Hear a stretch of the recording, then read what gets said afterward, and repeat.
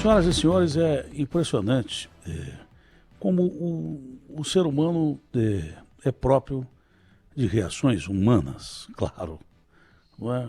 Mas para dizer que, mesmo com mais de 50 anos de carreira, a gente ainda sente um friozinho da barriga quando vai voltar a trabalhar depois de um período de 7 dias, uma semana só, fora do rádio e da TV, mas você ainda sente aquela emoção, porque a emoção é que faz da gente diferente de tudo que há na Terra e que tenha vida. Emoção é o que diferencia o ser humano de bichos e coisas que tais.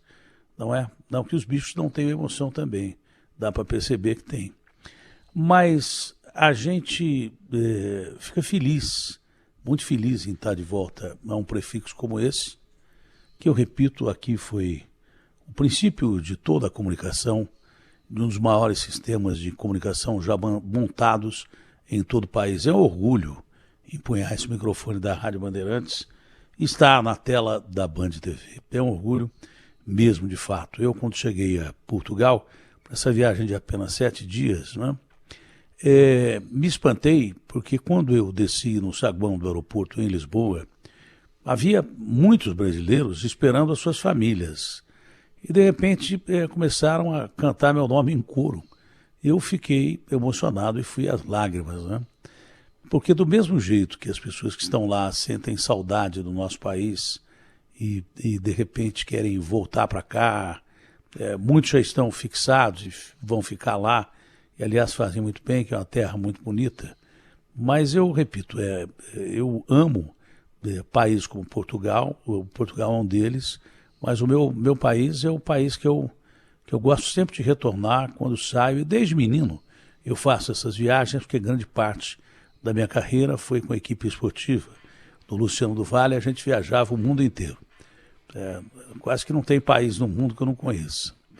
Um deles é a Suíça, que eu nunca fui e gostaria de ir um dia, se assim Deus quiser, quando já estiver aposentado. Eu não gosto realmente muito de viajar, mas Portugal é um capítulo à parte, porque são os nossos descobridores, eu tenho um carinho muito grande por portugueses. Me lembrei muito do meu eterno irmão, amigo, camarada, Agostinho Teixeira, que tem dupla cidadania, ele é português e é brasileiro. Lembrei demais do Agostinho em cada rosto que eu via, a terra da mamãe do Agostinho, em cada pessoa que eu cumprimentava, eu me lembrava do Agostinho Teixeira.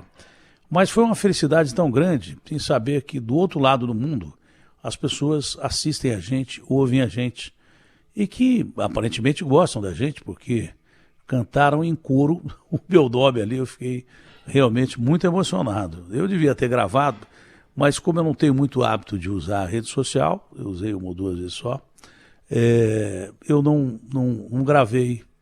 É que eu fiquei tão emocionado, foi uma coisa inesperada, que nem pegar o celular para gravar. Eu e minha mulher nos derretemos ali de emoção, e muito grato aos brasileiros que moram lá em Portugal e muita gente da terrinha que ouve a gente, que vê a gente na Band TV e aqui. Muitos portugueses que acompanham a gente. Brasileiros, já é uma coisa assim impressionante que eles acompanham pelo YouTube mesmo. Deve ter alguém lá em Portugal ouvindo a gente nesse momento. Portugal e antigas colônias, né? Hoje países muito bonitos, países lindos. Eu visitei Angola na época da Guerra Civil, há muito tempo atrás.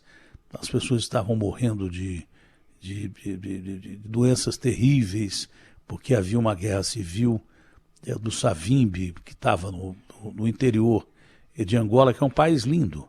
Mas uma cidade como Luanda, que tem capacidade para 600 mil habitantes, tinha 3,5 milhões. Tinha uma epidemia de cólera e daí por diante. Mas mesmo diante da adversidade, você via como um angolano também é muito bacana, muito legal. Um menino que estava trabalhando no hotel em que eu estava, me deu a mão e falou: senhor Datena, eu cresci ouvindo o senhor, assistindo o senhor. Era em outra emissora de televisão, mas que não veio ao caso eu falar o nome da emissora, que a emissora comemora anos de vida e nem lembra que eu estive lá um dia dando a maior audiência no horário de todos os tempos, né? Só perdendo para o Ratinho, que era um fenômeno dava 36 pontos. A gente chegava a bater novela da Globo, dessa emissora. E lá em Luanda, lá em Angola, tinha uma audiência enorme, Moçambique também. E eu fiquei também emocionado com o menino angolano dizendo isso. Isso para demonstrar a força que tem o Grupo Bandeirantes, a força que tem a Band. Porque se não fosse a Band, a gente não seria ninguém. Não adianta você estar aqui falando que se o cara desliga o botão, se o Johnny, nosso diretor-presidente, desligar meu botão lá em cima, ninguém nunca mais vai ouvir falar de mim, provavelmente, não é? Então o veículo sempre é mais importante que você. A nossa equipe sempre é mais importante que a gente. A minha equipe daqui, que é pequenininha, a da TV, que é pequenininha, sempre é mais importante que a gente. Ontem eu fiquei muito feliz porque recebi um recado da Rosana Saad, que é uma das proprietárias das emissoras, né, do Grupo Bandeirantes, mas é uma amiga muito querida que disse que estava sentindo saudades, que a gente fazia falta. Isso vale mais do que qualquer outra coisa na vida. Chega um ponto na vida em que essas manifestações são mais importantes do que tudo, do que as coisas boas e do que as coisas ruins. Inclusive tem uma camisa do Corinthians autografada pelo time inteiro do Corinthians, você vai ligar ou então passar zap a partir de agora, aqui dentro do Manhã Bandeirantes, que na sexta-feira eu vou entregar essa camisa, mas já vale a partir de agora, que é uma camisa autografada por todos os jogadores do Corinthians, grande parte do elenco do Corinthians. Fora isso, senhoras e senhores, começa com esse presidente do Banco Central, que já passou da bola, devia ter sido exonerado do cargo, porque às custas de muita gente morrendo de fome, às custas de gente, e eu vi isso de perto, muitos brasileiros que vão para Portugal com oportunidade de vida melhor, não é?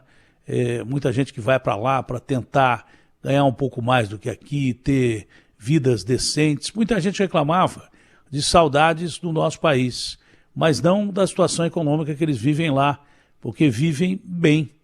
Aqui as pessoas sobrevivem. São 70 milhões de brasileiros, quase a metade do Brasil, que fazem uma refeição por dia. 33 milhões que vivem com $1 por dia, $2 por dia, abaixo da linha da miséria. Então é impossível esse cara, presidente do Banco Central, manter uma taxa de juros desse tamanho, que é juro de agiotagem. Tá? A economia não cresce, você não come, você não tem trabalho, você não tem dinheiro para botar combustível, você não tem perspectiva de vida nenhuma, porque realmente o país não tem como alternativa dar emprego para você. Emprego é o que o brasileiro precisa. Ele precisa também do auxílio emergencial, que é uma esmola, precisa. Apesar de ser dinheiro do povo que volta ao povo, precisa porque não tem trabalho. Quando esse cara começar a baixar a taxa de juros, os empresários devem voltar a investir e, por consequência, você vai ter emprego e dignidade a ponto de não precisar de auxílio emergencial. Mas, por enquanto, precisa. Porque tem muita gente morrendo de fome, uma política econômica absurda e simplesmente inadmissível. Inadmissível. Simplesmente inaceitável. Né?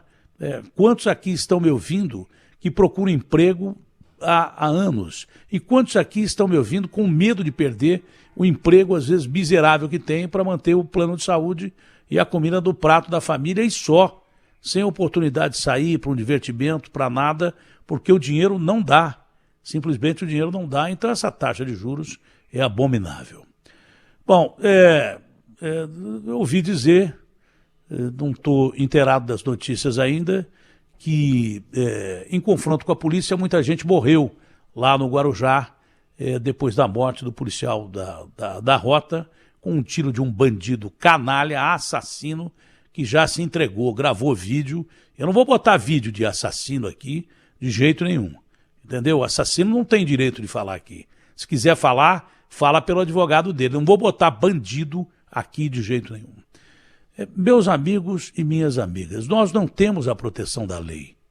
A lei é falha, ela protege muito mais quem comete crime, seja crime econômico, como políticos cometem por aí, como péssimos administradores cometem por aí, gastando o seu dinheiro para fazer publicidade, gastando o seu dinheiro para botar no bolso, gastando o seu dinheiro para roubar o Estado brasileiro e depois, com bons advogados, saírem da cadeia, com benemérito de leis que colocam esses caras na rua quando eles são os responsáveis pela fome do país, pelas crianças nos semáforos, com cartazes de "tô com fome, pelo amor de Deus, me ajuda", pelos milhões de desempregados. Já começa por aí, favorecendo políticos que deveriam estar na cadeia e não no nosso Congresso Nacional. Essas leis são favoráveis a bandidos e por isso são favoráveis também ao crime organizado, que cresce na política, que cresce em todos os sentidos, em empresas de transporte coletivo, em tudo quanto é lugar tem crime organizado, que por consequência, crescendo, cresce também as migalhas do crime de varejo, com gente morrendo todo dia. Todo dia você acorda com a morte de pessoas que tiveram arma apontada na cara, na rua, no metrô, no trem, no ônibus, na sua empresa, pessoas sequestradas no meio do caminho, pessoas torturadas e atormentadas e mortas, velhos de 60 anos, 84 anos, mortos dentro de casa por bandidos que simplesmente não estão nem aí, porque a lei é falha. Chegam na cadeia, ficam um tempinho, vão ter o que a maioria dos brasileiros não tem, que é comida, né? Que é descanso, que é coisas que tais. Não é verdade? São coisas que tais. Né? A maioria dos brasileiros não tem isso, então o cara mata e tanto faz. Polícia, então, morre todo dia. Polícia é um atrás do outro. Eles matam a polícia que nem pino de boliche, um atrás do outro. Né? De repente, quando morre um bandido, 2 ou 3 ou 4 ou 5 ou 6, os caras começam a reclamar. Agora, quem é que reclama da letalidade dos marginais? Datena, você é a favor de esquadrão da morte, de grupo de extermínio? Claro que não. Eu sou a favor de uma polícia legalista. E, até agora, a polícia tem sido legalista. Se assim não fosse, né, boa parte dessas pessoas já estaria na cadeia. E há casos de policiais que cometem crime que vão para a cadeia. Eu não defendo o policial que mata por matar. Eu defendo o policial que defende você e a ele mesmo para proteger a sociedade. E quando isso não acontece, tem funcionado a corregedoria, tem funcionado a investigação e essas pessoas têm sido colocadas na cadeia, devidamente na cadeia. Não é? Se fala muito que a polícia mata demais, mas não se fala que o bandido mata toda hora. Eu não vejo muita gente batendo no peito, vendo pais de famílias, crianças mortas, não é? De repente mulheres caçadas, violentadas e mortas, bandidos que tomam conta das ruas, das cidades, que tomam conta da sua casa, que é o seu endereço de cidadania. Moro na rua tal, número tal, portanto, eu tenho direito a descansar na minha casa. Na sua casa, geralmente, você descansa no ponto final da vida, porque tem gente que entra lá e te mata, tá? Te violenta nos seus direitos, simplesmente que você não pode abrir mão, que são constitucionais. A sua casa é a sua proteção. Já não temos o direito de ir e vir. Ninguém anda tranquilo, nem nessa cidade e nem em qualquer outra cidade do Brasil. Eu cheguei em Lisboa, demorei 2 ou 3 dias para poder me acostumar e ver que não aparecia nenhum bandido na janela do carro que não era blindado. Eu fiquei desesperado dentro de um carro que a maioria dos brasileiros anda hoje, porque ninguém tem 100 mil reais para poder blindar um carro. Né? Eu, por questão de segurança, e porque sempre ganhei bem de uns tempos essa parte, depois de 43 anos de idade, onde eu vivi bem próximo da pobreza, né? Bem próximo daquilo que é a dificuldade do dia a dia. São 43 anos que eu passei de muita dificuldade na minha vida, até conseguir ganhar algum dinheiro com imprensa, que aliás pouca gente ganha. Não é todo jornalista que ganha bem. Acredito que eu tenha feito por onde, acredito que as empresas lucraram com o meu trabalho e por isso me pagaram bem. E por isso eu tenho o direito de ter um carro blindado, mesmo porque sou ameaçado todo dia. Mas fora desse carro, né, a gente fica pensando, e quantos outros não têm carro blindado no Brasil? Quem é que tem que proteger essas pessoas que não têm? É a lei, que não funciona, só funciona para bandido, e, de repente, a polícia. Que você não pode ter uma polícia mole contra bandido que mata a criancinha, que mata a velhinha, que mata quem eles querem matar, que ameaçam autoridades, que executam autoridades, fazem lista de morte e daí por diante. Não é? Você não vê falar em bandido bonzinho. Robin Hood não existe mais, são assassinos da pior qualidade. Assassinos que matam mesmo. Matam e matam muito.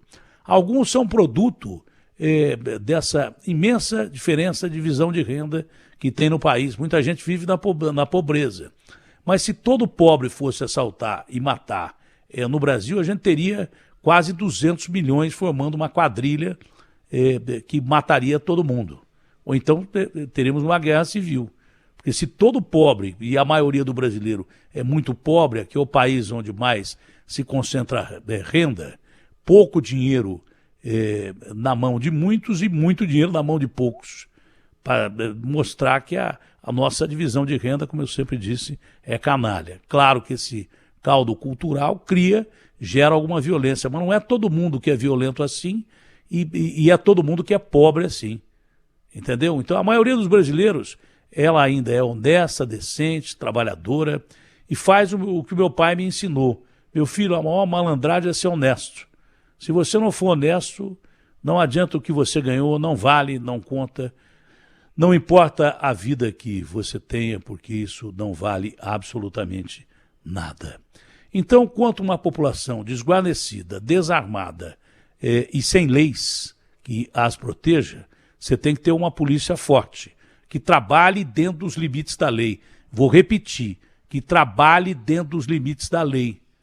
Mas não pode a polícia de São Paulo, ou de qualquer lugar do Brasil, um país inseguro pra caramba, eu vi isso agora lá em Portugal, onde você anda à noite, de madrugada, durante o dia, sem a mínima possibilidade do cara, mínima não, né? Porque geralmente existem exceções à regra.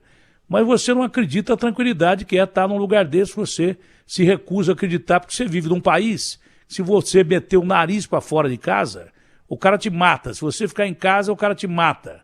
Se você for trabalhar, o cara te mata. Então, você não acredita o que é realmente o direito de ir e vir, o direito de estar no aconchego do seu lar. Você não acredita.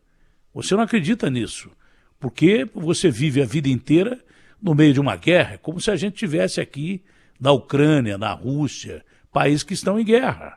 Você entendeu? É uma guerra diária que você tem que sobreviver.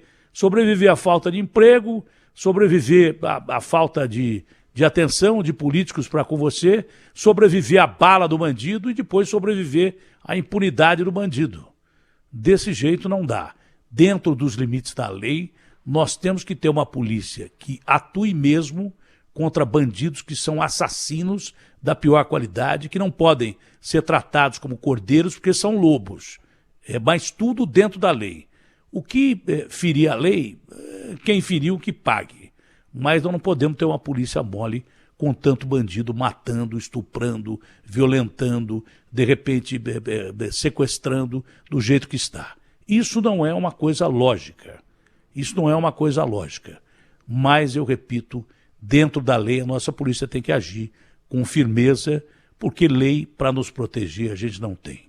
Arma, você não tem direito de ter, né? Mas o bandido tem direito de ter por um contrabando que não para nunca, e não sei por que não para nunca, porque todo mundo sabe de onde vêm as armas, quais são os pontos da fronteira por onde entram as armas, não é verdade? E bandido tem ponto 50 para, de repente, botar de joelhos cidades pequenas do interior do Brasil, no novo cangaço, né? Bandidos têm fuzis para atirar em você dentro da sua casa e na polícia à vontade. Bandidos têm armas de alto poder de destruição letal. Nós já fomos desarmados e não temos nem a força da lei do nosso lado. Que a polícia faça o seu papel dentro da lei, mas que nos dê a segurança enquanto os parlamentares de Brasília continuarem legislando em causa própria e não na sua causa, que é a simples exigência do que é seu. Você poder estar dentro de casa, você poder andar pelas ruas com a maior tranquilidade do mundo e não, por exemplo, como enfrentar o centro de São Paulo, onde é mais fácil você morrer do que na guerra da Ucrânia. E ficam disfarçando com publicidades que são mentirosas, do meu ponto de vista, de que o centro é bonito, tá legal. Não é. Isso é mentira. tanto que está completamente abandonado e ao Deus dará. Senhoras e senhores, meus amigos e minhas amigas, é um prazer estar de volta com vocês, principalmente num prefixo fechado com vocês.